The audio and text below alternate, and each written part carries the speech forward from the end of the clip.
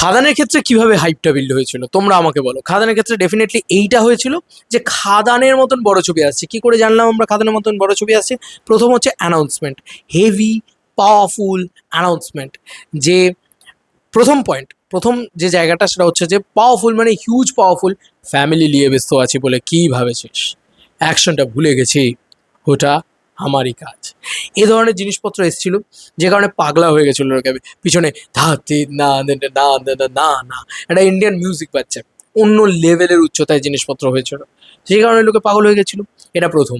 তারপরে pre teaser, teaser, pre trailer, trailer, মানে এত কিছু এসছে আমাদের কাছে।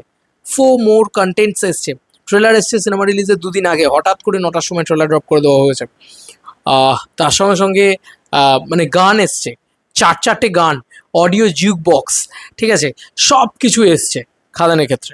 মানে কোনো কিছুর কার্পণ্য করা হয়নি, কোনো কিছুর খামতি ছাড়া হয়নি। সেখানে কিন্তু শুভশ্রী ছিল না। এখানে কিন্তু প্রথম গিমিকটা হচ্ছে দেব শুভশ্রী। তো ওল্ড সঙের কম্বিনেশনটা তো হতেই চলেছে, সেটা আলাদা পয়েন্ট। কিন্তু আমি যেটা বলতে চলেছি সেটা হচ্ছে যে ছবি সম্পর্কে আমরা খাদানের ক্ষেত্রে জানতাম, কারণ নিউজ পেপারে রেগুলার বেসে লেখা হতো এটা একটা কয়লা দুর্নীতি নিয়ে ছবি, একটা কয়লা মাফিয়া নিয়ে ছবি। তো সেটা আমরা জানতাম। কিন্তু এবার না, আমরা কিছু জানি না, আমরা শুধু জানি আইটেম সং শুট হচ্ছে, এই হচ্ছে, ওই হচ্ছে, মানে এক্স্যাক্ট গল্পের ব্যাকড্রপটা কি কি এর ওয়ার্ল্ড জানি না আমরা। দেবদার প্রথম ডিরেকশনের ছবি এটা। তো কোথাও গিয়ে আমাদের ওয়ার্ল্ড চেনানোটা কিন্তু দেব এন্টারটেনমেন্ট ভেঞ্চার্সের দায়িত্বের ভিতরে পড়ে বলে আমার ধারণা, এবং করবেও তারা। কারণ এক্ষেত্রে আমরা ওয়ার্ল্ডটা চিনি না, খাদানের ক্ষেত্রে আমরা ওয়ার্ল্ডটা চিনি, তাই আমাদের আরও সুবিধে হয়েছে, চেনানো হয়েছিল তাই চিনি, নাহলে তো নিশ্চয়ই চিনতাম না। কয়লা মাফিয়া অনেক দিন আগে থেকে ইন্টারভিউ নিয়ে দেবদারি করে, ওটা অনেক ব্যাপার ছিল। তো সেক্ষেত্রে কিন্তু এখনও দেশু সেভেনের ক্ষেত্রে কিন্তু আমরা সেই ওয়ার্ল্ডটা চিনি না, যে এক্স্যাক্টলি ওয়ার্ল্ডটা কি, দেবের ওয়ার্ল্ডটা কি, এই সিনেমার ওয়ার্ল্ডটা কি, দেশু সেভেনের ওয়ার্ল্ডটা কি। তো অনেকেই বলতে চাইছে নাম নাম নাম, আরে ভাই নাম নিয়ে আমার কিছু যায় আসে না, আমি সত্যি কথা বলছি। কারণ নাম নিয়ে যেটা অন্তত আমি যা শুনেছি সেটা যদি ঠিক হয়ে যায় তাহলে, এবং সেটা যদি সামনে চলে আসে, তোমরা পাগলে যাবে। দেশু সেভেনই টাইটেল থাকবে, কিন্তু ওটার একটা অন্যরকম ফর্ম আসবে, মাথা খারাপ হয়ে যাবে। যাই হোক, যেটা বলবো এখন, যেটা বলবো সেটা হচ্ছে যে আপাতত কী কী কন্টেন্ট আছে, কোন কোন টাইমে সেগুলো ড্রপ হতে পারে। দেখো, বিশ্বকর্মা পুজোর দিন কিছু না কিছু একটা আসতে পারে। বিশ্বকর্মা পুজো অলমোস্ট সেপ্টেম্বরের আশেপাশে পড়ে।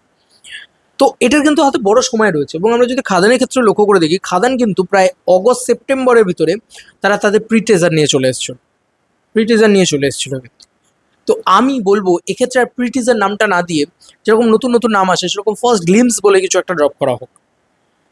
খাদানের ক্ষেত্রে আমার এখনো মনে আছে র্যাপ আপ পোস্টার দেওয়া হতো, মানে ফার্স্ট স্কেডিউল র্যাপ একটা পোস্টার, সেকেন্ড স্কেডিউল র্যাপ আর একটা পোস্টার, এগুলো করা হতো। এবং এটা খাদান বলে নয়, এটা বাদ বাকি অন্য ছবির ক্ষেত্রেও আমরা দেখেছি যে কিছু জিনিসপত্র পোস্ট করা হতো। বাট এই ক্ষেত্রে আমরা দেখতে পাচ্ছি না সেরকম কিছু। তো দেশু সেভেনের ক্ষেত্রে আমাদের চাহিদাটা আরও আরও বেশি খাদানের থেকে।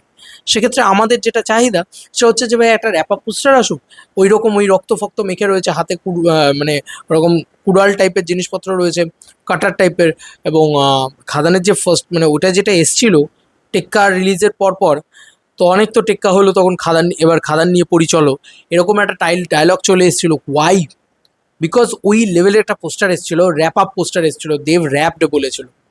তো ওই ব্যাপারটা না দরকার আছে, ওই মাহলটা ক্রিয়েট করার জন্য প্রচুর বড় টাইম পেয়ে গেল, যেহেতু বাইক অ্যাম্বুলেন্স দাদা আসছে না, বিরাট বড় টাইম লাইন আছে, হাতে প্রায় 96 দিন আছে।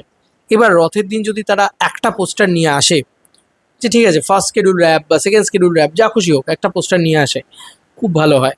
এটা কিন্তু মূলত ট্রাই করছে মাস কমার্শিয়ালের ফ্লেভারটাকে রেখে শুভশ্রী গাঙ্গুলির সাথে দেবের রোম্যান্সটাকে রাখতে।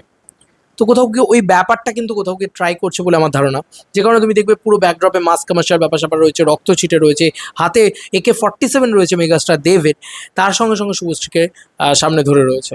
তো এই সব কিছু মিলিয়ে ব্যাপার স্যাপারগুলো কিন্তু ক্রিয়েট হচ্ছে। যাই হোক, যেটা বল, এর রথের দিন যদি কোনো একটা পোস্টার চলে আসে, ঠিক আছে, সেখানে আমরা ওয়ার্ল্ডটা সম্পর্কে আরেকটু কিঞ্চিত জানতে পারলাম। পোস্টার থেকে তো সবসময় জানা যায় না, একটু নিউজ পোর্টালেও বেরোক এবার, ঠিক আছে, ওয়ার্ল্ডটা সম্পর্কে জানাটা খুব জরুরি সাধারণ মানুষের।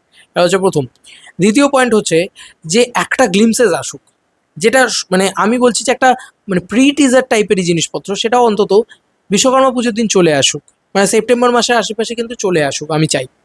তারপরে প্রচুর কন্টেন্ট দেওয়ার জায়গা রয়েছে, ঠিক আছে, এবং আমি সেপ্টেম্বর মাসটা ভরেই বলছি কন্টেন্ট দিক, অক্টোবর মাসে গিয়ে লাস্ট ট্রেলার দিক, ব্যাস দ্য ডান।